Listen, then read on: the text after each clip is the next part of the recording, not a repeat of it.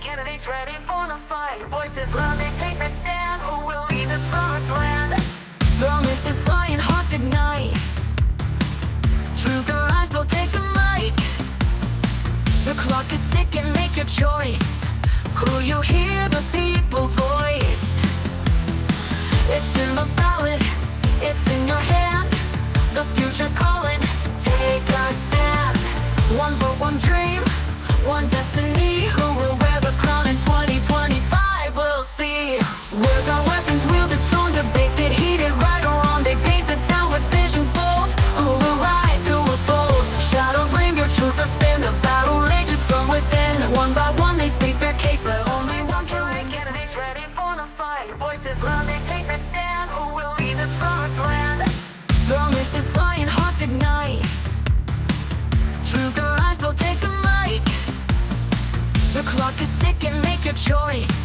Who you hear, the people's voice. It's in the ballot, it's in your hand.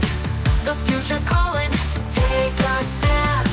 One vote, one dream, one destiny. Who will wear the crown in 2025? We'll see. Words are weapons wielded, strong debates get heated. Right or wrong, they paint the town with visions bold. Who will rise, who will fold? Shadows linger, truth will spin. The battle rages from within. One by one they state their case, but only one can win this race. Who will lead this, win this race? It's in the ballot, it's in your hand. The future's calling, take a stand. One vote, one dream, one destiny. Who will wear the crown in 2025? We'll see. We'll see. Promises flying, hearts ignite. Truth and lies will take the mic. The clock is ticking, make your choice. Will you hear the people's voice? It's in the ballot, it's in your hand. The future's calling, take a stand. One vote, one dream, one destiny. Who will wear the crown in 2025? We'll see. Words are weapons wielded, strong debates get heated. Right or wrong, they paint the town with visions bold. Who will rise, who will fold? Shadows linger, truth will spin. The battle rages from within. One by one they state their case, but only one can win this race. Who will lead this, win this race? It's in the ballot, it's in your hand. The future's calling, take a stand. One vote, one dream, one destiny. Who will wear the crown in 2025? We'll see. Good evening, everybody. And tonight, these candidates are putting their feet forward to stand for the Kapiti Coast constituency of the Greater Wellington Regional Council. But where every election's, there's one thing stepping in their way, and that's your vote.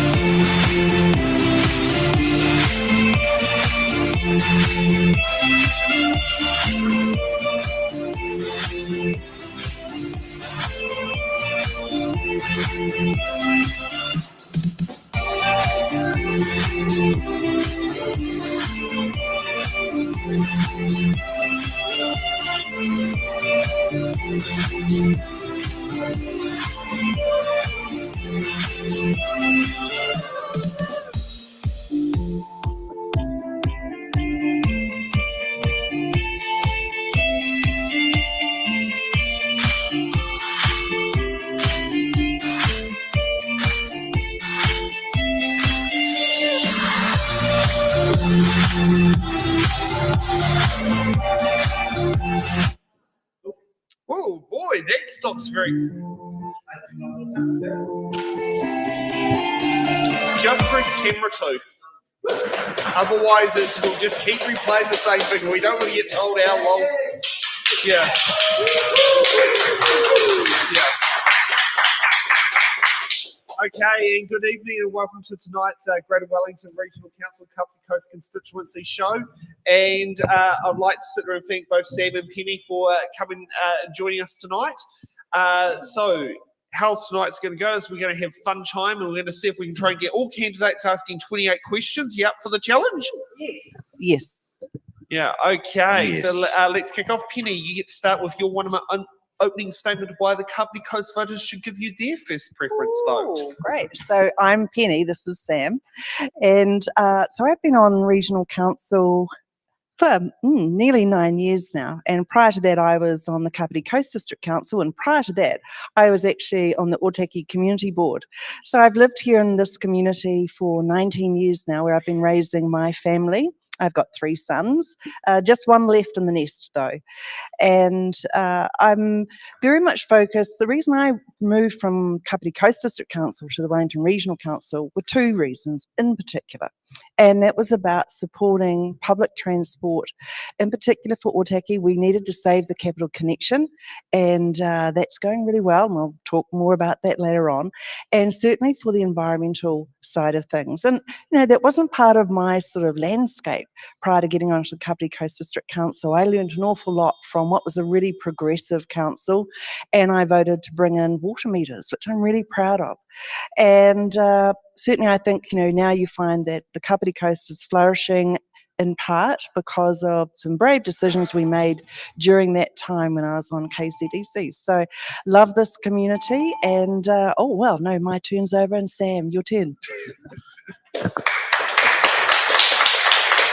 Yes, and Sam, you get your chance of why your 1 minute on why you should get the first preference vote. Sam first. Yeah, just a little bit about me. I've been living back in Kapiti now for 9 months. So I grew up here, but I've been in London and Wellington, so the big cities, and also lived in. And while I've been living in Wellington, I've been elected at Horizons Regional Council. So I've done the last 6 years there, and I've moved back down to Kapiti, and I wanted to bring the values that I've had up there and the experiences that I've had up there, and I wanted to bring them down and offer them for this community. And I do want to acknowledge the work that Penny's done. Penny's talked about some really great stuff, and I acknowledge that as well. But it's also about what can we do different? Where are the opportunities for our community to get better outcomes? So I'm going to talk a little bit about that during this evening. But it's a pleasure to be here, and thank you, Tammy, for hosting us. No problem, no problem. Okay, so we're going to do things a little bit differently tonight when it comes to the box questions, because we have 2 candidates here. We've decided we're going to ditch the button cards and ditch the defer cards, and we get 1 candidate to pick a box number, and both candidates will answer that question. I'm sure we're in great agreement with that. Yes, yeah. Affirmative. Yes, now, don't worry about the boxes there. That's from when we had a question host tonight. I'm being both Selwyn Too Good and Tenaka Kibushi here. So you're going to be having me doing 2 jobs at once. So let's kick off with Sam. What box number between 1 and 28? And you can say it in either English or Te Reo Māori. Let's go for 28. 28, not a problem. Oh, I better put them down so I don't see what letters are when I pull them out. Okay. And we've got S for Sam, ironically. How will you ensure Kapiti is prepared for climate change impacts like flooding and coastal erosion? Yeah, good question. And that's something I've been talking with this community about. One of the challenges that we face, and we just have to look at our neighbours. We've had Cyclone Gabrielle. We've had the Tasman district hit recently with 2 events. So how we build our communities, where we build, how we protect ourselves from flooding. And when I talk in the community about working with nature, one of the really important things there is that we can't build infrastructure that's going to protect us at the levels that we need because of the costs. So we need to think broader, and we need to think about what can we do in the river catchments? How do we slow down the rivers? How do we make room for rivers? So resilience through interventions, and a really good example is we see in the foothills all that pine being cleared, and that's been cleared right at the moment, and that creates flood risks. We need to be thinking about how do we retire that land? How do we plant that so that it protects us? Okay, Penny. Great, thank you very much. The huge question there, and it cuts across or is covered by my two main portfolios at Regional Council. I chair for a second term the Environment Committee, and of course we're very much focused on flood protection and erosions in our district and our region. And then also the other role I have at Regional Council is I'm chair of the Climate Committee. So the Climate Committee has worked to create a strategy and then an action plan, which we are systematically working through in the last 2 terms.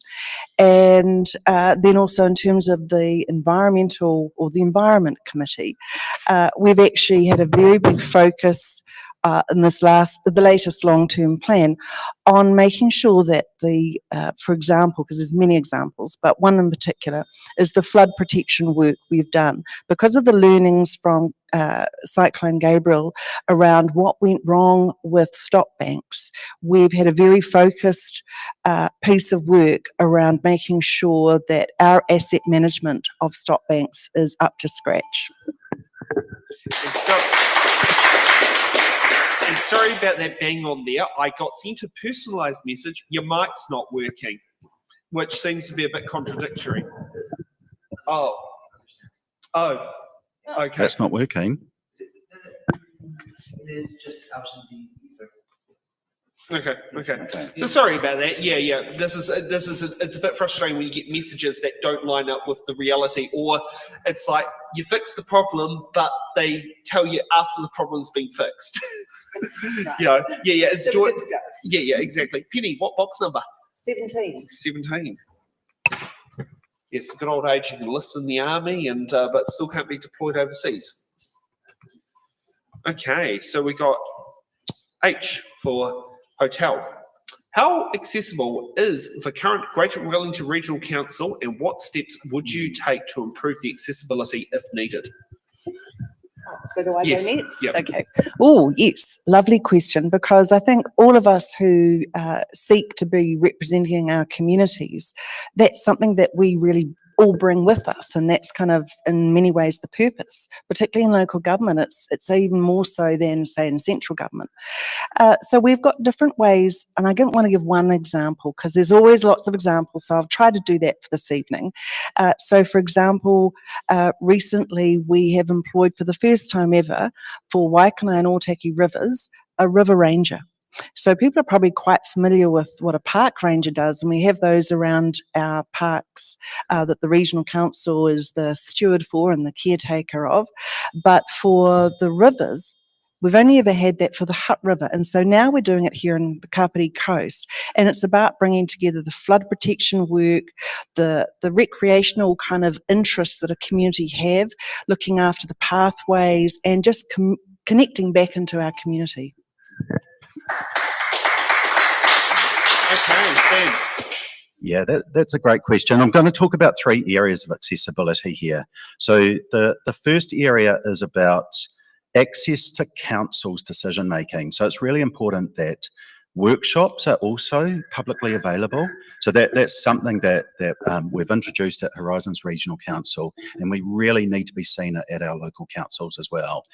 Unless workshops are focused on commercially sensitive information, they're making them publicly available. So that's the first area of accessibility. The second is engagement. So we see consultation happen.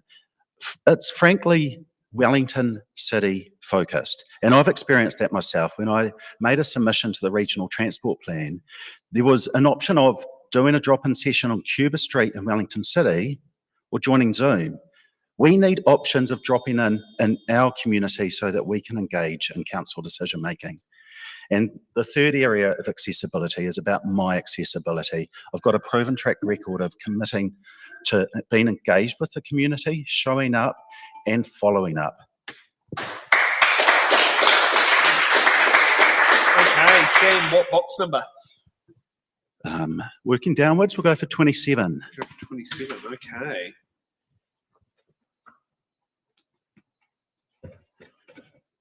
Okay, we got P for Pata Umu. What role should council play in protecting natural hazards and biodiversity while still supporting economic growth? Yeah, this is a one that's really pertinent to this community because there is a lot of growth going on. And what we're seeing is growth in areas that introduces more risk, which then leads into rating pressure, and it leads into communities being frustrated with council, frankly. And the prime example is seeing development near the Waikanae River mouth, where it was only 20 years ago the river mouth used to flow right through that area.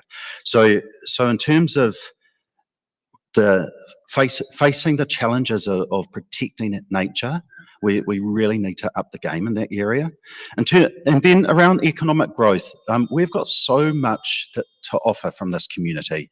And I'll just look at what the trail work that's going on, bringing people to this community who want to stay for a couple of nights, who spend money locally, because supporting business is where we see job growth and keeping that money in the local economy. Okay, Penny. Thank you. Well, that's a really big piece of work for the Regional Council and across all the district councils and city councils in the Wellington region.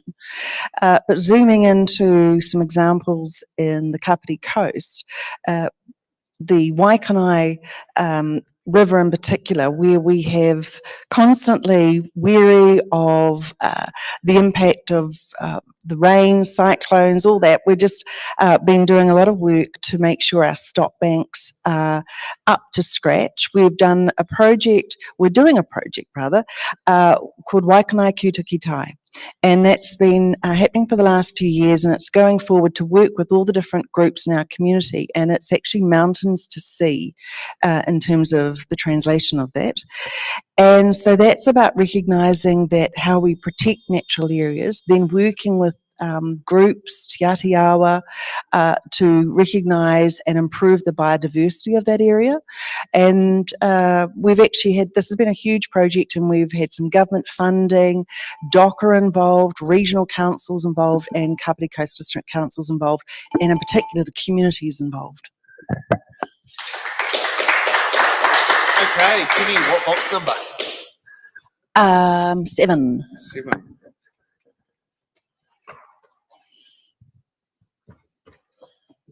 Okay, we got a J for Juliet. How will you protect water quality and support ecological initiatives like Uda Uda? Okay, this is what happens when someone else writes the questions. What is Ngā Uru Ora? Anyway, let's not, I don't need to go. Sam? Just jump, it's not, jumping out of me. So in terms of how we protect water quality and support ecological initiatives, so that's the really big one for Regional Council in terms of our what we're, like the foundation work we have to do as a Regional Council when we were formed in 1989. So for the last probably decade, we have been working through systematically a series of whai tua around our region. And in the last 2 years, we brought that process into the Kapiti coast, very much about water quality, working with our community to form a process that was reflective of our particular community. That's how we did something a little bit different for the Kapiti whai tua, and actually did a treaty house model process. And that was working with the 3 local iwi, and in partnership with KCDC, GW, and members of our community as representatives. So we have come up with some implementation plans around that, and it's definitely not a 1-minute conversation. Thank you, sorry. Okay, Sam. It's a great question, and there's a lot of ways to do this. So I guess this is where, there's examples of pest control is about, we can link that to enhancing the quality of our water when we're doing that work in the catchment. I'll give an example. So part of my work over the last few years in Portofino has been working on Lake Portofino, and that's a lake that there's been national recognition of the state of it, and working with the community in place to focus on stormwater from the township to focus on rural water running off the horticultural land, to work with iwi and hapu to establish a wetland. So that's achieving outcomes that have ecological values, but also economic and environmental values. Actually, ecological and environmental are very similar, but yeah, so it's multi-pronged and so yeah, that's it. Okay, Sam, what box number? Yeah, I'll carry on working down. 26. 26.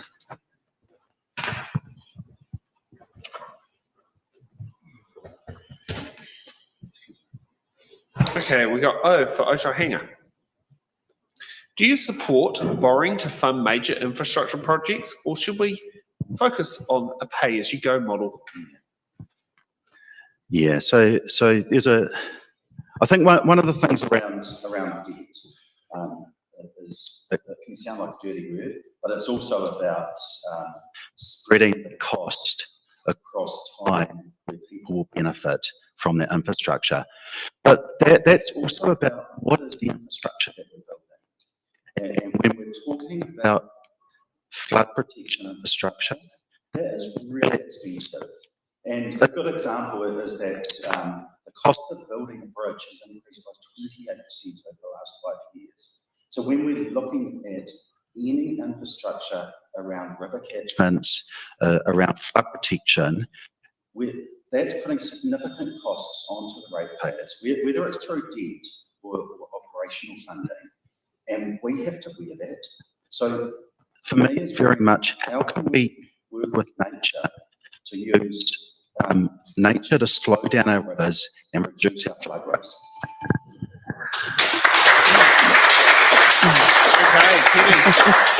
So I'll definitely be saying support borrowing to fund major infrastructure. Just like any household who, anybody in New Zealand or anywhere else who wants to buy a home, you tend to have to borrow the money. That's just the reality of the kind of economies that we have these days. An example of that would be we would never get any progress on the significantly expensive infrastructure of buying new forms of public transport. So whether they're the electric buses that Regional Council have been investing in, or the new trains that Regional Council is investing in, which is in the circa of $800 million, there's no way that we would ever get any progress and improvements in our public transport if we were to go, let's wait for the day that we have that money in hand. Okay, Penny, what box number? 3.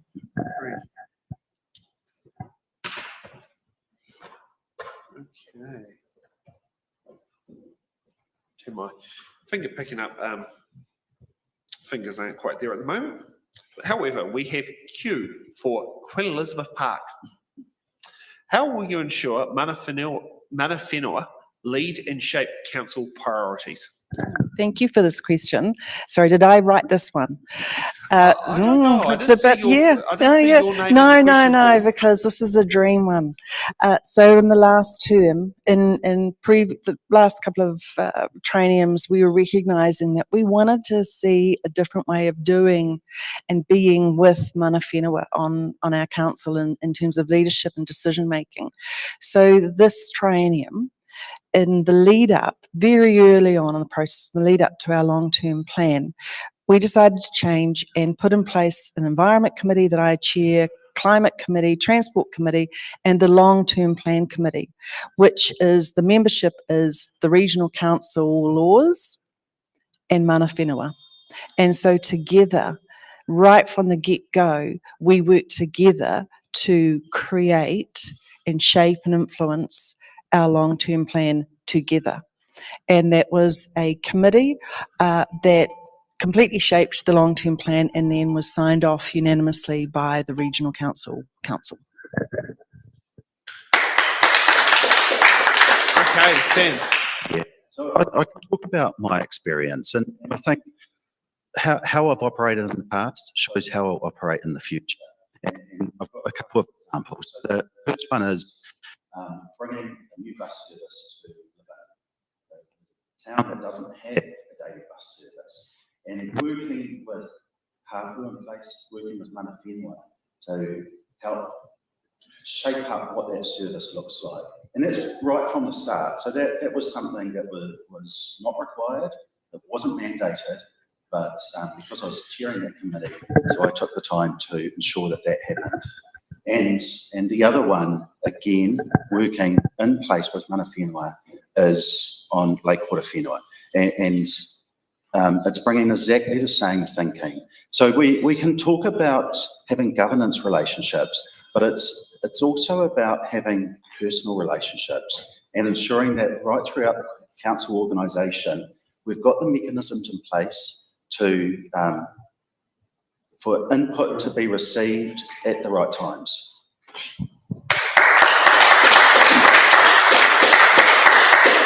Okay, Sam, what box number? Oh, let's mix it up. We'll go for 15. 15. Oh, yes, the old driver's licence age.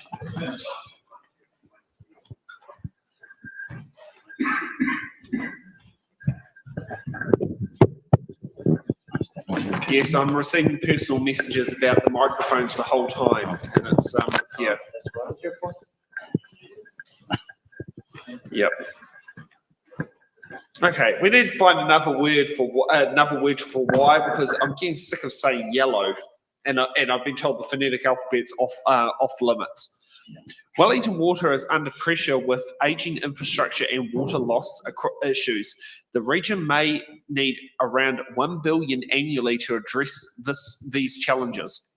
How would you advocate for sustainable funding and increase resilience in our water infrastructure? Yeah. So I do have to acknowledge the responsibilities where the regional council plays locally. So water delivery is through the local council. But actually, Penny talked about introducing water meters, and that is a really good example of where we're valuing a resource, and we're also identifying where the resource leaks, basically. They're leak detectors. And also looking at Wellington City. And Wellington City is facing significant issues with water infrastructure. And that's an example of deferred maintenance. So I know I'm not addressing the question directly. I'm talking about these because these are examples where infrastructure investment, asset management, I'm not here to kick the can down the road. So yeah, it's a priority for me, especially these essential services that we manage them on behalf of the community to the extent that they expect us to. And Penny. Thank you. So I will change the question to how did I advocate for sustainable funding and increased resilience in our water infrastructure. So yes, when I was on KCDC in my first term and Jenny Rowan was mayor, we were faced with the very challenging environment of how we would deal with decisions and planning for increased population, what would our approach be to water? And after much consideration, information, research and all that, it was a very big palaver. We did vote in water meters and we bought the land for the dam for when we need it down the track. So I just want to share that in particular because I think 10 years down the road, we forget how hard that was at the time for this community. It was a very divisive issue. And now everybody is actually saying, and Jenny Rowan and I talk about this often, people come up to her in the street and say, I'm really sorry I kicked you out from being the mayor because now I realise that was a really good decision. And it was a lesson for me in politics about you have to go with what is future-proofing for your community.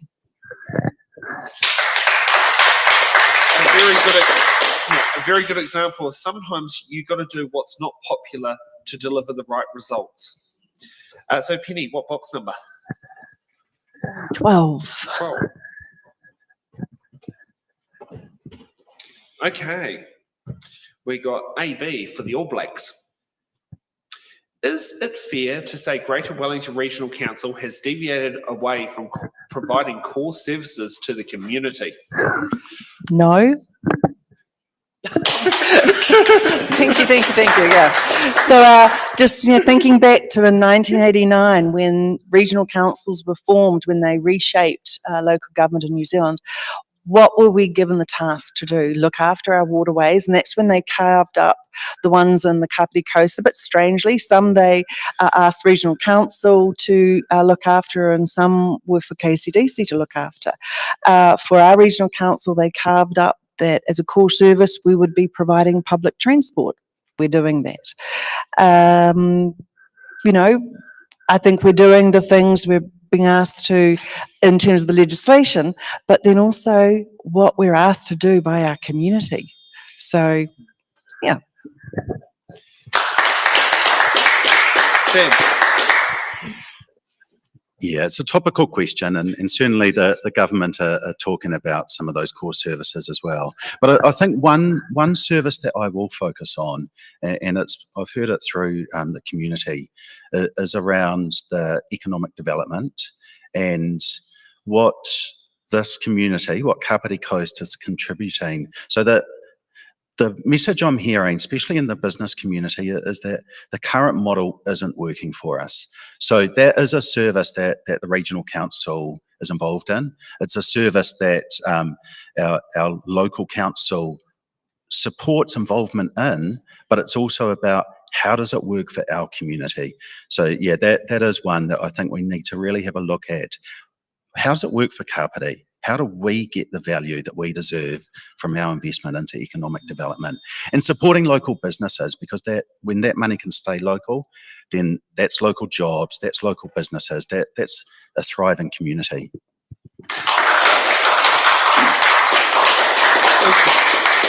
Okay, Sam, what box number?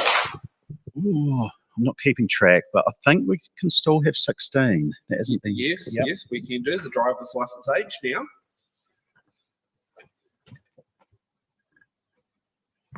Okay, we've got W for Waikanai. What experience of or skills do you have? Do you bring to ensure sound financial governance and decision making? Yeah, there's some skills and experience in council that you can only learn on the job, I believe. And so 6 years of council, I'm still learning, but I have learned a lot. And I'm going to talk about one specific thing in the financial models that we can benefit from. So at the moment, Greater Wellington receives investment income from Centreport, and how that investment income is distributed back to the ratepayers is based on the capital value of our properties. In Kapiti Coast, our capital value is lower on average than Wellington City. So we are receiving less of that benefit.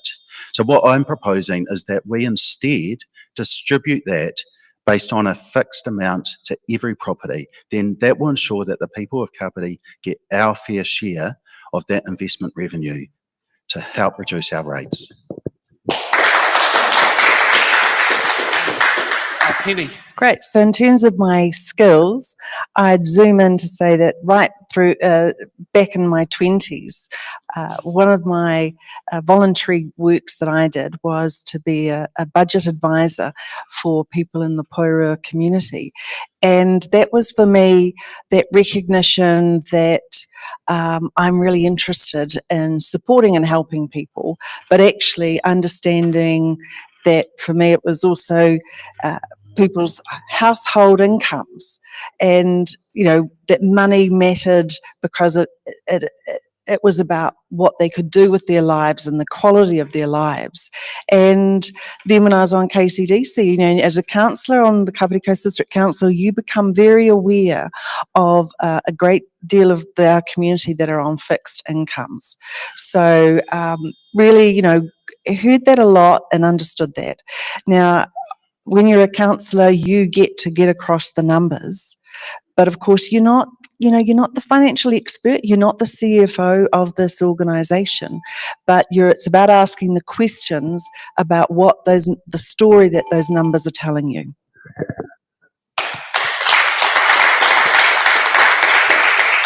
Okay, Penny, what box number? One.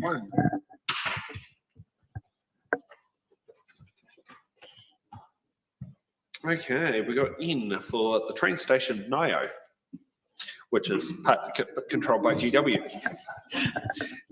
Many residents feel disconnected from council decision making. How will you improve transparency and community engagement? Well, like a lot of councils, we actually do live stream our meetings. Today I was chairing the Environment Committee, and it was live streaming the whole time. We had a number of people come in from the community to talk in public participation. I actually do want to challenge that kind of question line, because I think any councillor will tell you that actually every council spends an awful lot of money trying to engage with the community, and we're always asking people, how can we do it differently? It's as much work not as much work, but a lot of work goes into the preparation of any LTP or annual plan process. At the same time, we are going, how can we get our community interested in this topic? How can we get them engaged? You wouldn't believe how excited councillors get when a lot of submissions come in. Like, we kind of go, oh my God, it's more than last time. We genuinely get excited when people do engage. So remember, voters, you've got to do what happened with the Treaty Principles Bill and flood GW with your submissions. Sam. I've touched on transparency already, but yeah, community engagement. And this is an interesting one that I've been hearing from the community boards over the last week or two, when they've been attending these hui, and also going to the community board meetings and seeing, that's on the ground community engagement, where people are turning up and talking about the issues in their backyard. And there's gems of knowledge in there that relate to the strategy of the regional council. And so I think that's a really important thing of community engagement. We can't sit and wait for the community to come to us. We have to be out in the community where they are. And one of the things I've been doing over the last 6 years is running drop-in sessions in my community, and taking the opportunity to talk about our plans, talk about the annual plan or the transport plan, because our job is to understand those things. We're paid to be able to get our head around it. The community are busy doing life, and they can't be expected to understand a 300-page plan and then submit on it. So it's about, how do we make engagement easy? Okay, Sam, what box number? I'm losing track here. I'm going to go for 18. Have we had that? We haven't had that, and that's the good old voting age.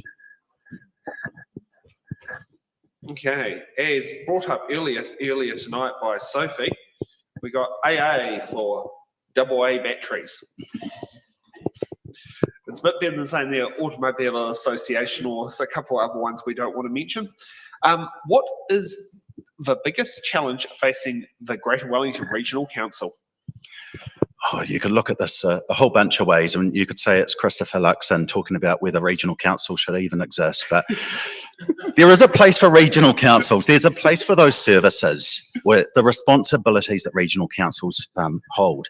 But I think one of the issues that we're facing, that we're really grappling with in this community, is growth, and how we deal and respond to growth.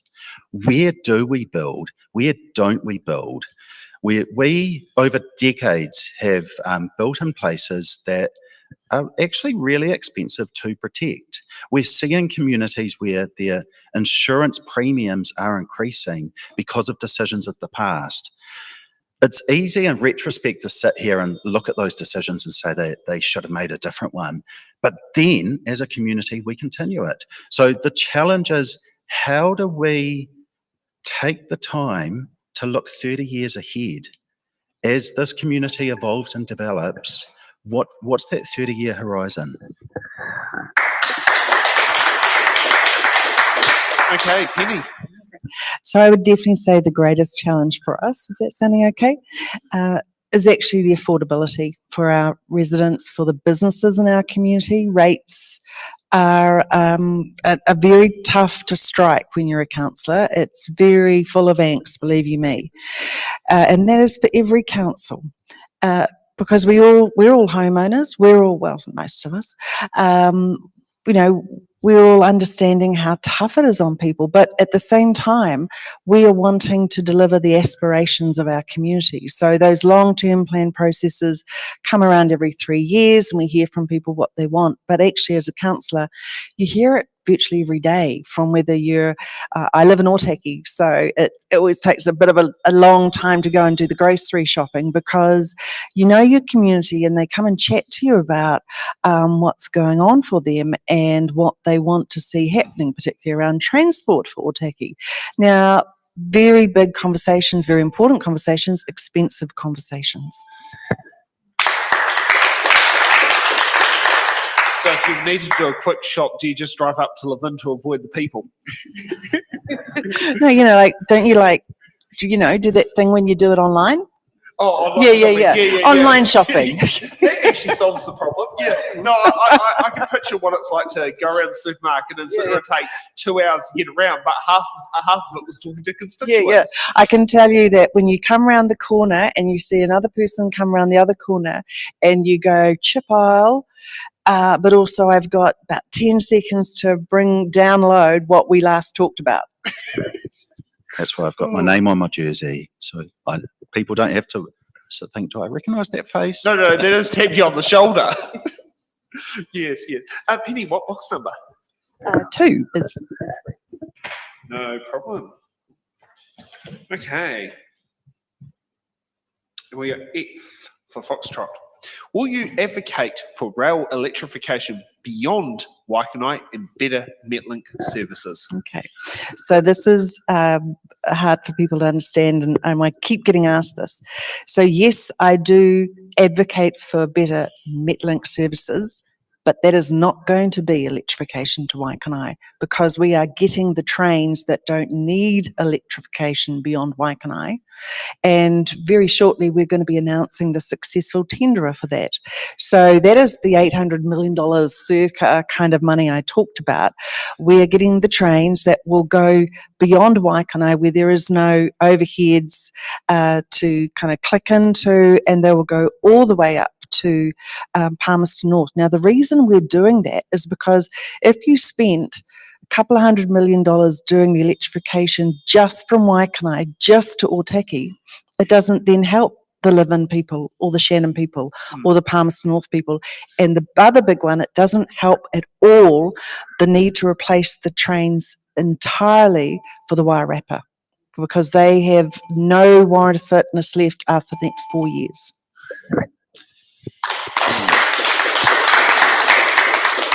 Sam. Oh, it's a great topic, and I wish that we could just run trains everywhere on our rail net. And this is the irony: we own this perfectly good rail network, and then have had it degraded for decades, government after government. And so that leaves us in a situation where, if we want to make improvements, we're so dependent on the government to come to the table. And I mean, this new fleet of trains, so Horizons have been working with Greater Wellington on that, and this current government have supported that. So that's awesome, but it's not enough. That's 4 return trips a day. And we take the example of a 19-year-old living in Otaki.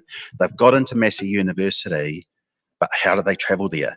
They either move out of home and go and live in Palmy, well, we know that's expensive, or they have to own a car, and that puts the cost on that family and that individual. So yes, 100% behind more rail service, but the quick solution is building that spine with a bus network to work alongside those 4 return train trips a day that we'll have. Okay, Sam, what box number? 19. Oh yes, the useless age, as I call it, because there's nothing flash about it. Well, you think about it. At Oh. 18, you can vote. At 20, you can get married without your parents' permission. At 16, you can sit and get married with parental consent. At 17, you can go to jail and go and serve in the armed forces. But 19, there's nothing special about it. I'm not going to be ageist. Okay, we got R for regional. How do you balance infrastructure needs with keeping rates affordable for residents? This is a really good question. And this is one of the questions that I think a lot of councils grapple with. And when I talk to people in the community about how do you reduce, or not how, why don't you reduce the rates? It's like and I talked about the cost of building a bridge has increased by 28% in the last 5 years. These are real costs. And yes, we can debt fund them, but there's also the insurance that goes alongside that. So we need to be really strategic about where are we building infrastructure, because that infrastructure has a cost that we start incurring immediately, but it's got a cost for the future generations. So I'll go back to, we need to be working with nature to reduce flood risk. For a regional council, that is a big part of where the costs lie. And we've seen decades of that decision making is what we're facing now. So we need to do it differently. Penny. Thank you. So it's actually, I don't know if people might not observe what happens for us as councillors, but that is the question we've all been faced with every single year and every single long-term plan that we've ever considered. Then there's, I guess, often we have the conversations in those forums where we also talk about, well, what are other ways that we could have public money working with private money, getting investment from government, but then you see then that's a tax rate, isn't it? So it's just a different back pocket from the rates for people. And I guess the balance of the infrastructure, because again, going back to, we are looking to deliver on the aspirations of our community, and infrastructure projects are incredibly expensive. But I think every community with population growth, a desire to do things differently and be more environmentally sustainable, we do have to grow our infrastructure. We have to also maintain our infrastructure once we do get to grow it.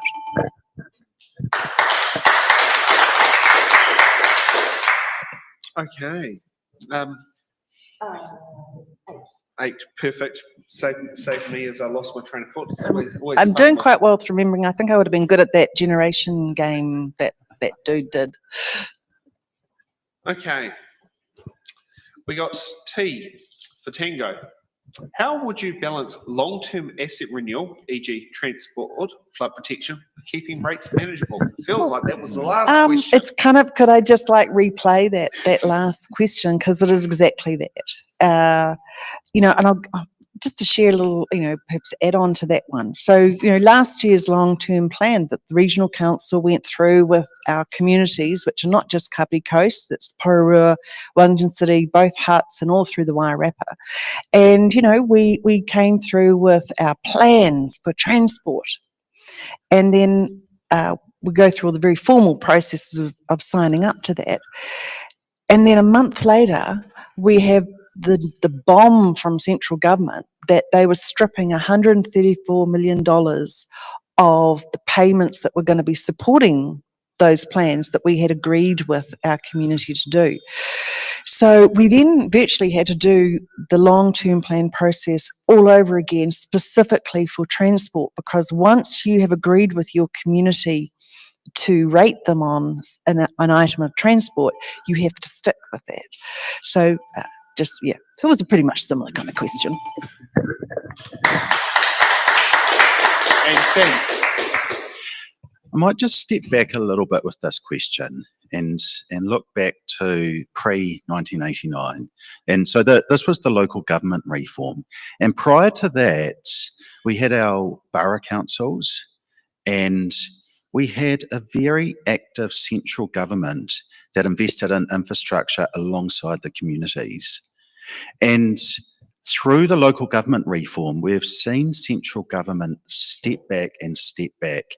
And now we have to go basically with our hat in our hand, begging for money for this project or for that project. We have no guarantee at all. So, yeah, we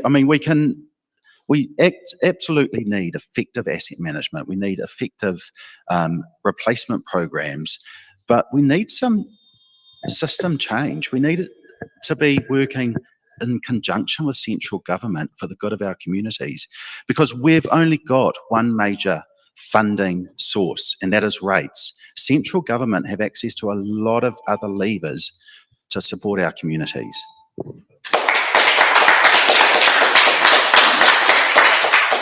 Sounds like this is going to be a lobbying for a law change on revenue collection tools for councils. Okay, Sam, what box number? 20, the magic age. Yeah, it is. It is one of the magic ages now. I was going to say 21 used to be. I mean, in 1949, when my grandma first voted, that was the voting age, was 21. Really? Yes. It's a history lesson right here. Oh, yeah, don't worry. And she's still alive now at 97. So, yeah, it's definitely going good. Oh, and you've got to actually, you two both do have to impress her. She is a Kapiti Coast constituency voter. Oh, what's her name? Joyce Prankins. Hi there, Joyce. And was a retired school associate principal, married to a school principal. Oh, we like teachers. So if you know, was that great friend Helmut Modlick? Yes. He was a student of my grandfather's back in Te Bantamania. Oh, yes. These turned out very well. Oh, yes, yeah. Yes, and I think it's a two-way highly positive, but we'll have to channel the dead to speak to Granddad. Yeah, unfortunately, he's no longer with us, but if he was, he'll be watching this live at 104. Okay, we got A for Apple. Do you support political party endorsements of local government candidates? I think there is a place for that. And so one of the things around when you're voting for a local candidate is knowing what are their values, what do they stand for? And when they are bringing a political party endorsement, it's very clear. Now, whether you support that political party or not is a completely different question, but it's where those people choose to wear their values on their chest. So, yeah, I think there's a place for it. We can't have our local representatives being whipped. They are here to represent our community. They are here to make the right decisions for what they believe for their community. But behind that are their personal values. And yeah, if they're prepared to put those out publicly, then I think that's not a bad thing.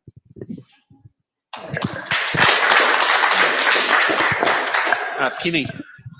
Is there? I'm going to stay calm, but there was a mouse. There was a mouse in the house, so we're just like. Actually, where do we get Tom to sit and get rid of Jerry? Okay. Yeah, I've had a really interesting day, because today when I was chairing my environment committee, we had a guest gecko, and I. But this is why we need to up the game on pest management. No, I know. Exhibit A. So I'm just going to say no. That's not for me. That's not my bag. I'm not a member of a political party, and I get my mandate from my community, and I get my guidance from my community, and that's anybody and everybody. Boom. Okay, Penny, what box number? 9. 9. What? To go up my trousers? Yeah, I'd like to say, yeah, where do we find Tom to sit down there and get rid of Jerry? I shouldn't have. However, Okay. ain't quite the same. Was it not the other Jerry that we know who's associated, or Ben from the lovely city? Was it no town called Burlington, Vermont? Okay. So, we got E for electrification. So how will you reduce rates without cutting vital services? It's not possible. It's simply not possible. I guess some people would say, how will you reduce rates increases without cutting vital services? And again, I don't know that there is a way, because people seem to think everything's vital. I think everything we do is vital. You know, when you look at, if you were to break down, and this is over, you know, many years of being on councils at KCDC, I always used to ask, like, can you give us what was the, you know, say it was a 5-6% increase. Of that, often it would be simply, you know, inflation would be 2.5%. You know, often, and it probably still is, probably even more now, government legislative changes imposed on councils everywhere in New Zealand is probably at least 1.5 to 2%. And that's for regional councils as well as district and city councils. It's just not doable.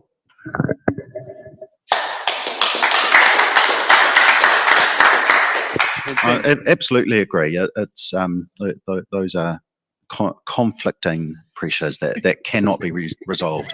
But I guess again, I would step back, and I mean the reality is that the current financial model is not sustainable. New Zealand as a country is one of the most centrally taxed countries in the world.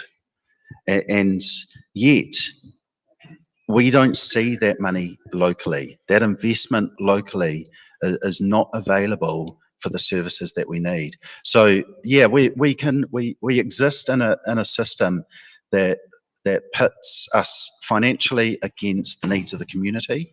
We can't win that in the current system. So we have to be talking about, what does a different system look like? And that's a broader conversation, but it's a really important role that our councils need to be playing as well, because we do get the ears of the ministers. We do get the ear of the Prime Minister on occasion. And ironically, we can't seem to convince the government to pay us rates for the buildings that they own.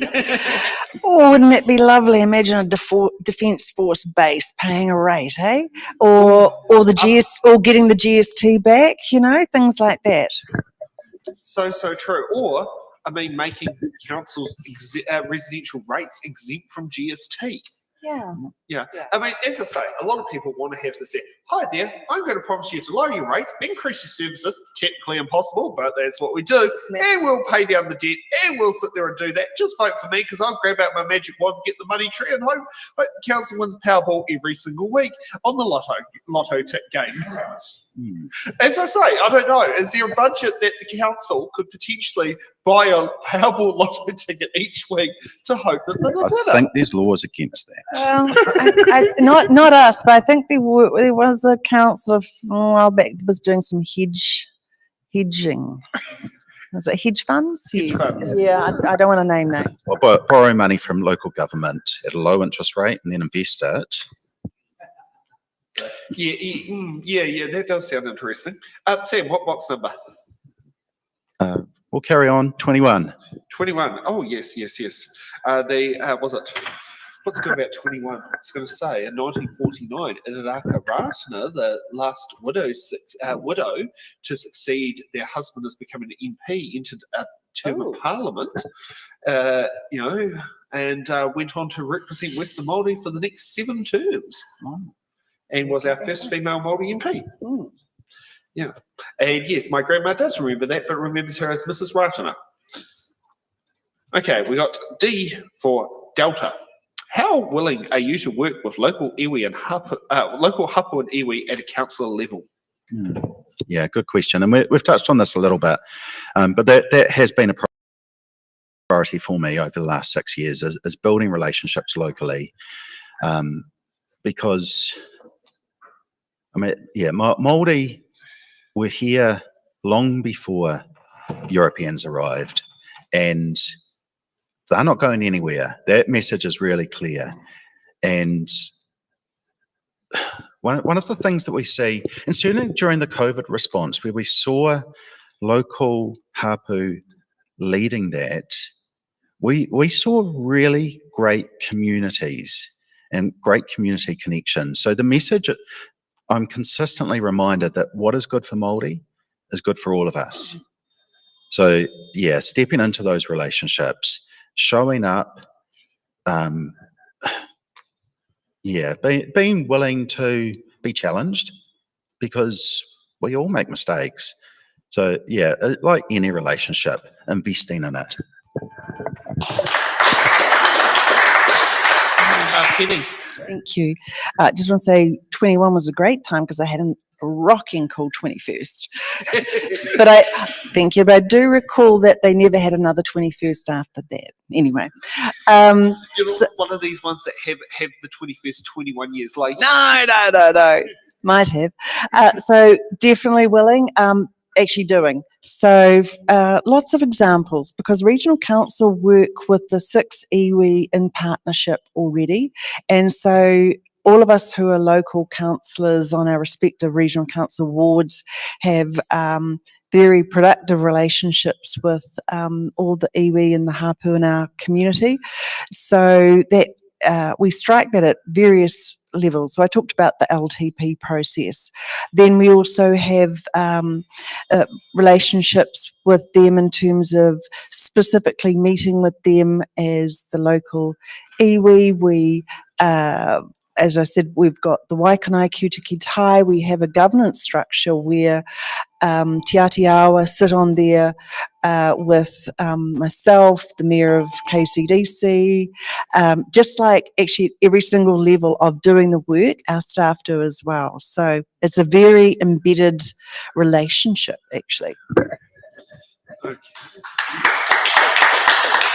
This will be the last box for the night. Penny, what box number? It's already 15, 20, 22. 22.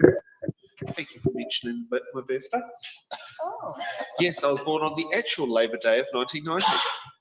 What month? October. That's when Labour Day is. I know, how unfortunate. No, I think it was like Labour Day. Because yeah, it would be Labour Day, wouldn't it, right? Yeah, I know. How ironic. Typical men. Yeah, how ironic that was the day that I came on. Okay, we got V for Victor. What is your strategy for improving public transport on the Kapiti Coast? Okay. Did I mention the trains? The new trains. So the new trains that we are buying, we've been in the process of this for years. This is a really huge deal for the Kapiti Coast and for Horizons and for the Wairarapa. So the new trains will be running from Palmerston North right down to Wellington. At Waikanai, they'll hitch into the electrification that is then provided there. We'll go from having 1 day during the weekday, which is the Capital Connection currently, to actually having 3 in the morning and 3 in the evening. And for the very first time ever for the community of Otaki, for example, we will have weekend services. And from there, we can grow it. And also what it means is these trains can be used or utilised across our entire network. Because, you know, trains break down, trains get damaged, trains need maintenance. So it's a really sensible approach, but it's incredibly important and a real game changer for Otaki and all those communities north as well.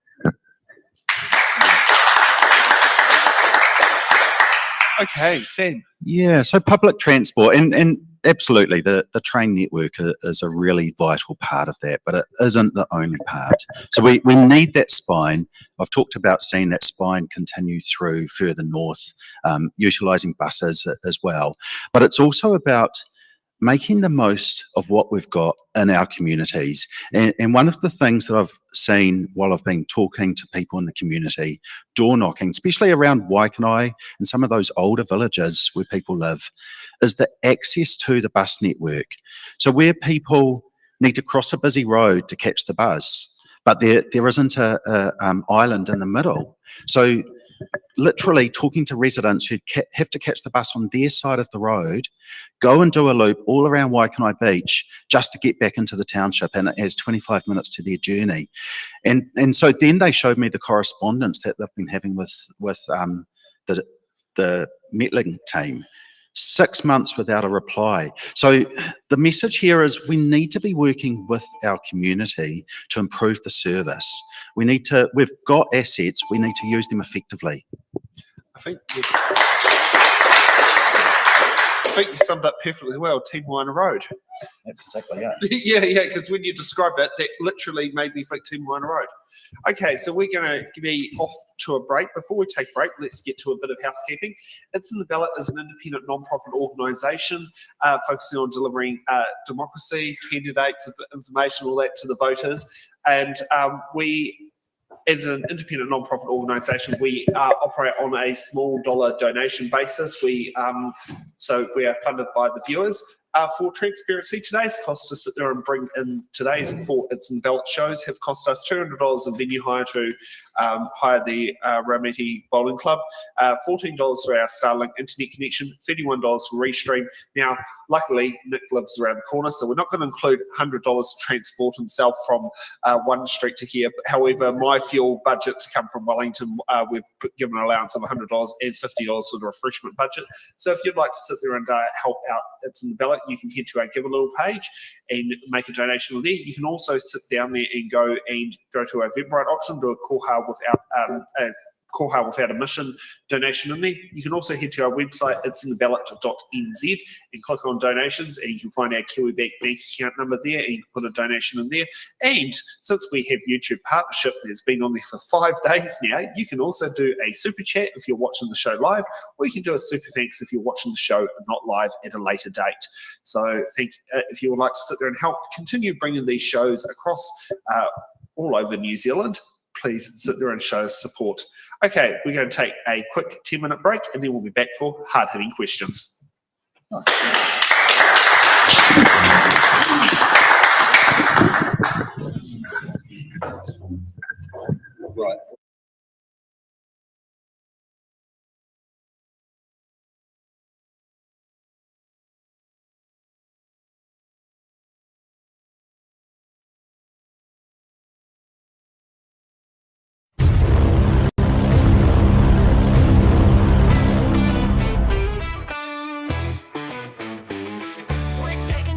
Just a short little breather to stretch out your legs. You don't need a leader. The live stream will be back, so don't go too far. But for now, you can wander wherever you are. Intermissions aren't really a thing anymore, but we think they're cool, a tradition to adore. A moment to breathe, have a laugh, maybe chat. There's magic in breaks, and we're keeping that. Head to the lobby, your kitchen with glee, for snacks that are tasty and drinks. Fill up your plate, pour a glass, take your time, then come back refreshed. We'll resume on a dime.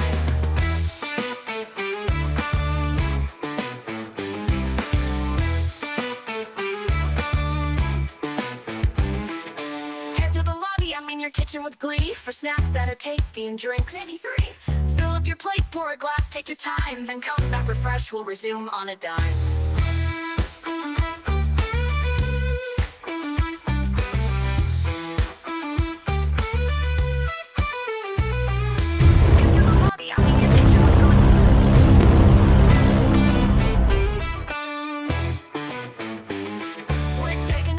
Just a short little breather to stretch out your legs. You don't need a leader. The live stream will be back, so don't go too far. But for now, you can wander wherever you are. Intermissions aren't really a thing anymore, but we think they're cool, a tradition to adore. A moment to breathe, have a laugh, maybe chat. There's magic in breaks, and we're keeping that. Head to the lobby, your kitchen with glee, for snacks that are tasty and drinks. Fill up your plate, pour a glass, take your time, then come back refreshed. We'll resume on a dime.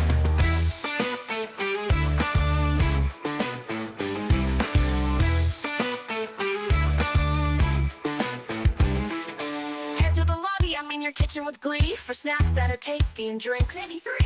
Fill up your plate, pour a glass, take your time, then come back refreshed. We'll resume on a dime.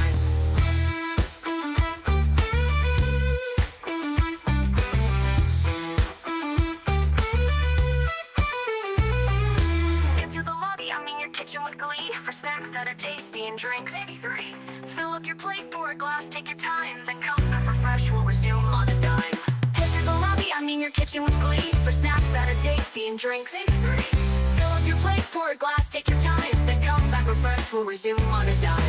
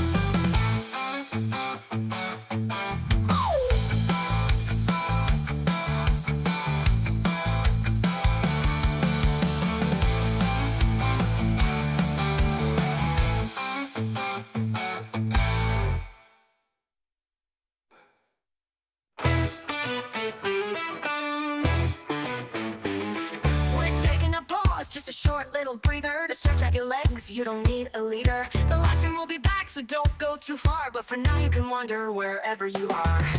Intermissions aren't really a thing anymore, but we think they're cool, a tradition to adore. A moment to breathe, have a laugh, maybe chat. There's magic in breaks, and we're keeping that. Head to the lobby, I mean your kitchen with glee, for snacks that are tasty and drinks. Fill up your plate, pour a glass, take your time, then come back refreshed, we'll resume on a dime.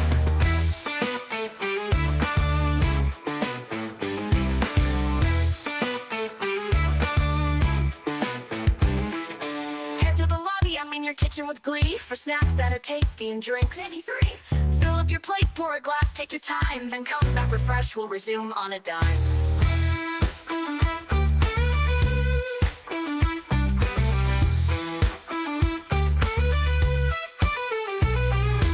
Into the lobby, I mean your kitchen with glee, for snacks that are tasty and drinks. Maybe 3. Fill up your plate, pour a glass, take your time, then come back refreshed, we'll resume on a dime. I mean your kitchen with glee, for snacks that are tasty and drinks. Maybe 3. Fill up your plate, pour a glass, take your time, then come back refreshed, we'll resume on a dime.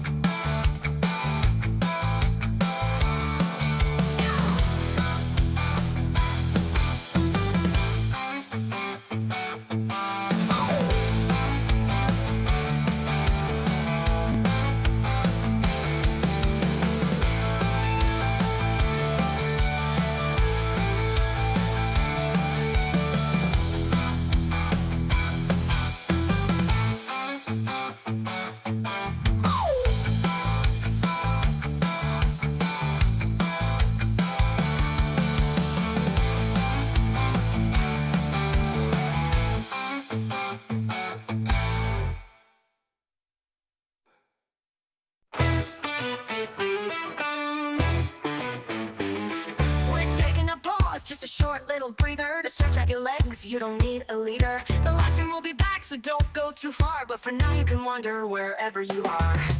Into Intermissions aren't really a thing anymore, but we think they're cool, a tradition to adore. A moment to breathe, have a laugh, maybe chat. There's magic in breaks, and we're keeping that. Head to the lobby, I mean your kitchen with glee, for snacks that are tasty and drinks. Fill up your plate, pour a glass, take your time, then come back refreshed, we'll resume on a dime.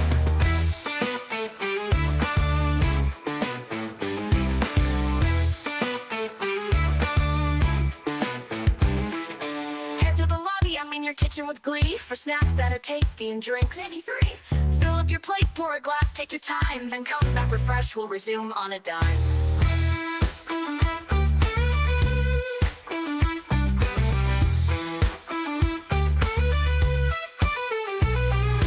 Into the lobby, I mean your kitchen with glee, for snacks that are tasty and drinks. Maybe 3.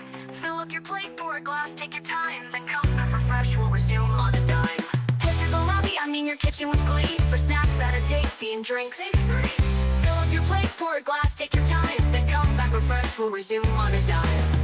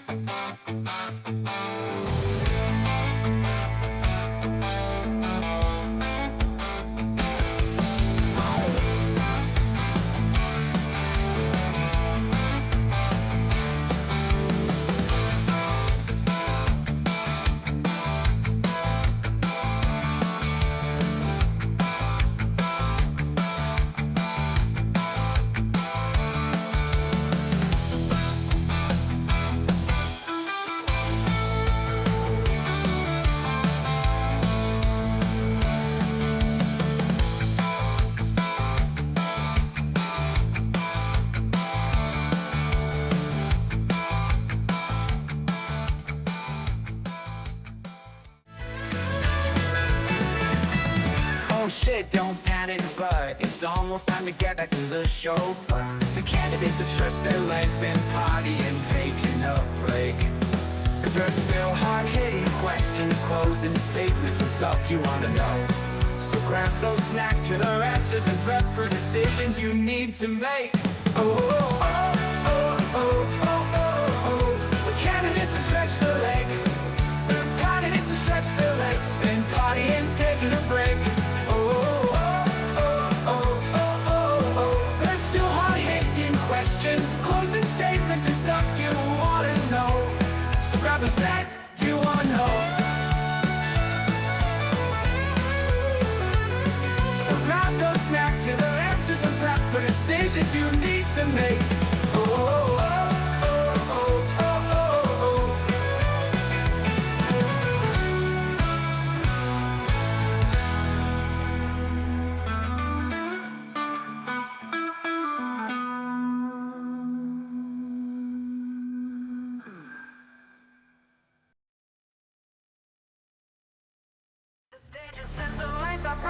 Candidates ready for the fight. Voices loudly take the stand. Who will lead this promised land? The mist is flying, hearts ignite. Truth or lies will take the mic. The clock is ticking, make your choice. Who you hear, the people's voice. It's in the ballot, it's in your hand. The future's calling, take a stand. One vote, one dream, one destiny. Who will wear the crown in 2025? We'll see. Words are weapons, wielded strong. Debates get heated, right or wrong. They paint the town with visions bold. Who will rise, who will fold? Shadows linger, truth will spin. The battle rages from within. One by one they state their case, but only one can win this race. Who will lead this, win this race? It's in the ballot, it's in your hand. The future's calling, take a stand. One vote, one dream, one destiny. Who will wear the crown in 2025? We'll see. We'll see. Promises flying, hearts ignite. Truth and lies will take the mic. The clock is ticking, make your choice. Will you hear the people's voice? It's in the ballot, it's in your hand. The future's calling, take a stand. One vote, one dream, one destiny. Who will wear the crown in 2025? We'll see. Words are weapons, wielded strong. Debates get heated, right or wrong. They paint the town with visions bold. Who will rise, who will fold? Shadows linger, truth will spin. The battle rages from within. One by one they state their case, but only one can win this race. Who will lead this, win this race? It's in the ballot, it's in your hand. The future's calling, take a stand. One vote, one dream, one destiny. Who will wear the crown in 2025? We'll see. The stage is set, the lights are bright. Candidates ready for the fight. Voices loud, they take the stand. Who will lead this promised land? The mist is flying, hearts ignite. Truth or lies will take the mic.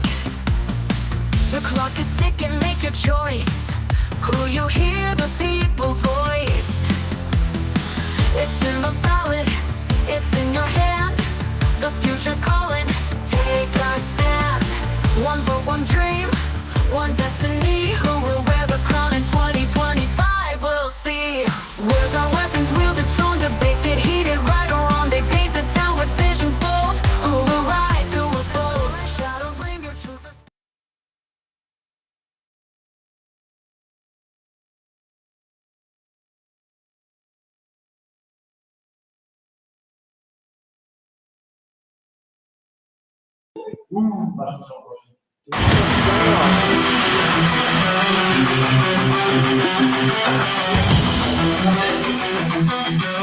Hard-hitting questions, when all candidates are running. One does a question, because every candidate has an answer. The hard-hitting questions. Okay, so hard-hitting, let's get straight off to hard-hitting question number one. Given the strategic why does spit have to go on my tongue when I want to speak? Given the strategic importance of Kapiti Coast Airport during emergencies, how would you support GWRC's collaboration with Kapiti Coast District Council and other partners to strengthen regional civil defence and disaster readiness? Penny. Well, we're continually actually improving as we go because, disasters and emergencies are not new and are on our radar. And, I think it's human nature that occasionally, you go, oh, well, we haven't had a disaster for a while. So things, slow down a bit in the thinking. And then you have something like Cyclone Gabriel, or you have a big earthquake elsewhere. And then everybody goes, oh, wow, learning from the lessons. Have we got the right structure? So part of that renewal process is actually ongoing. Regional Council is right at the centre of that for our region, and very much I just want to add to the fact that yes, we've got the Kapiti Coast Airport in Paraparumu, but up in Otaki, where I live, we actually also have the Otaki airport. I guess, I don't know if many of you know about that one, but yeah. How much are landing fees? I don't know, but they can land jets. I don't know, there's just, not how all of us roll in the Otaki community, but yeah, there's planes and stuff happening in there. So, right across our region, all the councils, all of them are working together. So I think, we want to make sure that everybody has the confidence that this is a very big priority for all of our councils. Okay. Sam. Yeah, so the first part of that question around the strategic importance of the Kapiti Coast Airport during emergencies, I just question the premise of that question there, because bringing choppers in, there's landing places in various fields right throughout this community. So, yeah, emergency management, absolutely. We need to be working with our communities, continuing to strengthen relationships. And I think that's where it's so vital that our regional council, our district council, our community boards, iwi, hapu, and our communities at large have really strong relationships.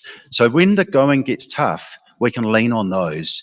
In those emergency situations that we know that we're planned as a community, we know where the resources are that we need locally. And a good example is Marae. We're ensuring that Marae have solar panels, water on site, so that they can play such a critical role in those emergency situations. And just for some reference, to land at Paraparaumu Airport, because I've got the landing fees here, if the plane is 800 kgs or less, it's $12.75. But if you need to run it light, there's an $8 surcharge to use the runway lights. Yeah. So yes, and if you're a helicopter, it's $11.75. But if you need to use the runway lights, it's an $8 surcharge. And if you want to park the plane there, it costs $7 to park it overnight. So these are some random facts. That's cheaper than car parking in Wellington City. I know. Well, actually, let's see if you have your everywhere retractor that probably weighs between 1,800 kgs and 4 ton. Your landing fee is $27.75, and it's $16 to use the runway lights surcharge. So yes, if your everywhere retractor might not quite be so cheap in Wellington to park as the Kapiti Airport is to park a plane. Okay. So let's get on to hard-hitting question number 2, since we're going to stop talking about airport landing fees. Are you comfortable with the way regional council manages its debt position? Sam? Yeah, debt's one of those words. I think I said it was one of those dirty words earlier. And on the surface, we see community groups that get really worked up about councils having debt. But it plays a really important part in intergenerational equity. And it's then about what is the debt we're incurring. And I've been talking about our infrastructure investment and those decisions that we make.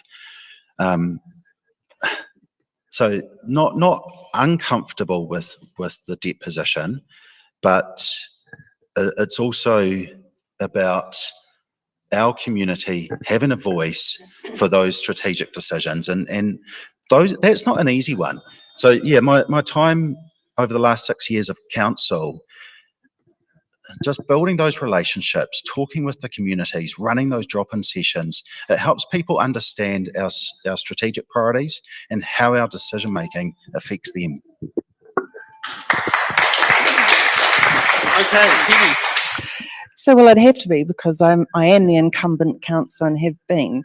But what I want to point out that a lot of people don't think about, but I think about this all the time, is that local government has at every step of our process requirements through legislation to consult with our community about what we're going to spend and how much we're going to spend and what kind of debt we're going to incur. We have policies that are around treasury policies and finance policies that cap and put to ratios the amount of debt that we can have. And if we want to change those, even by like 1%, again, we have to go and consult with our community to ask them if we can change those ratios.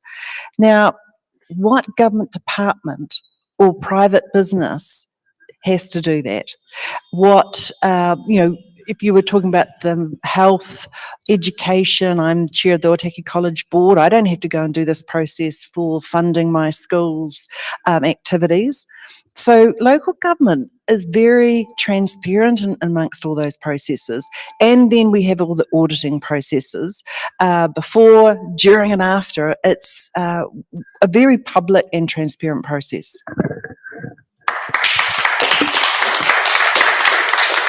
Okay, let's get on to hard-hitting question number 3. Okay, a Māori constituent for GWRC, Te Upoko I Te Ika a Maui, has been established for the 2025 election alongside the Kapiti Coast Māori Ward. How would you ensure meaningful collaboration with mana whenua and support leadership in regional planning and service delivery? Penny. So thank you. So as I mentioned in one of my responses earlier about the long-term plan committee and how we changed the structure and brought in to the table right from the get-go were all 6 iwi of our region. Another thing we did this term was to, alongside having an environment committee and a transport committee at the same tier right under council, we have the Te Tiriti Komiti.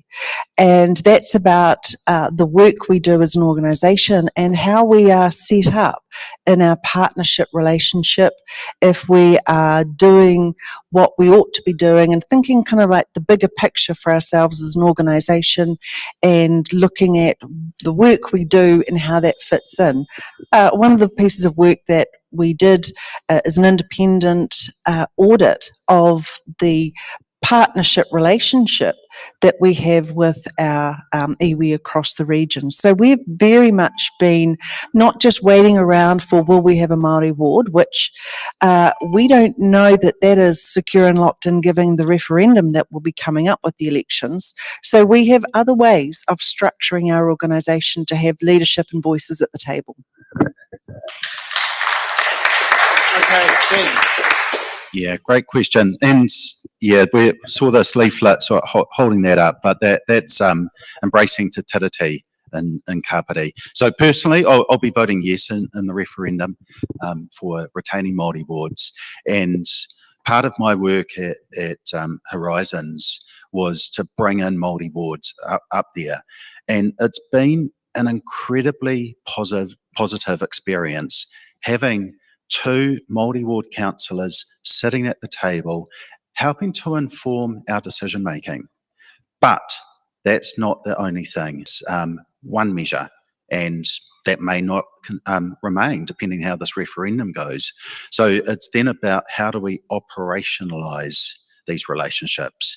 And one of the questions that councils are often asking, they're going out to iwi and hapu and saying, what do you think about our strategy? What do you think about our plans? Well, let's turn that question around. What is your strategy? What are your plans? How can we support that? So that's a different type of conversation that we need to be stepping into.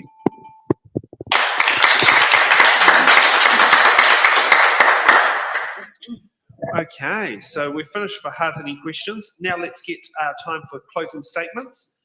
Sam, you get to go first. 1 minute why you should receive the first preference votes. Yeah, so it's been a lot of questions that we've covered this evening, but I just want to reflect on a couple of things. So I've got 6 years of experience at Horizons Regional Council. I'm bringing that experience down. Those are transferable skills. My 3 priorities are a public transport network that works for our community, working with nature to protect our communities, to reduce our liabilities and our insurance risks. And the third one is strong working relationships with our communities. It's about showing up consistently. It's creating space for communities to participate in council decision making and understand what councils are actually getting up to, because we can see the regional council as something in Wellington where decisions are made, or we can see the regional council as part of our community, advocating for us and working alongside our local councils and community boards. Penny. So, Penny Gaylor, I am asking for your support again to be re-elected to the Regional Council. So having, as I mentioned earlier, I've been on the Otaki Community Board, I've been on the Kapiti Coast District Council, and now serving on the Regional Council, Chair of the Environment Committee. I've got a proven local track record. And the works that we've got coming ahead for us in terms of increased investment in flood protection, the trains that we are buying, they're really big examples, I have to say, of the success I feel personally proud of that I've actually been able to bring to the Regional Council to convince my colleagues to support these activities in the Kapiti Coast. And they've certainly been able to convince me of measures they've needed in their wards, but we're actually a really collaborative council, and I think that that's something I'm really proud of. I've done a lot of meeting with the local mayor, Janet Holborough, and her CEO and my CEO. We've done a lot of work together over the last 3 years, and so certainly am working very closely with the Kapiti Coast District Council. Thank you. Okay, well, that's it for tonight. We'll be back tomorrow, coming live from Greytown, where we'll be having the Greytown Community Board at 3 p.m. Fingers crossed. We have candidates there. We've got the Greytown General Ward at 4 p.m. and we've got Greater Wellington Regional Council Wairarapa Constituency at 7 p.m. So if you want to sit there and check it out, head on. You can watch it online, or if you want to sit down there, we're currently over in the Kapiti Coast here. But if you want to sit there and drive over to the Reebatuckers and show us support, you can go there in person. Can I also sit there and thank our candidates for coming tonight to put their feet to the It's in the Ballot fire. It's not easy joining us here. I'd like to thank our audience for participating tonight, and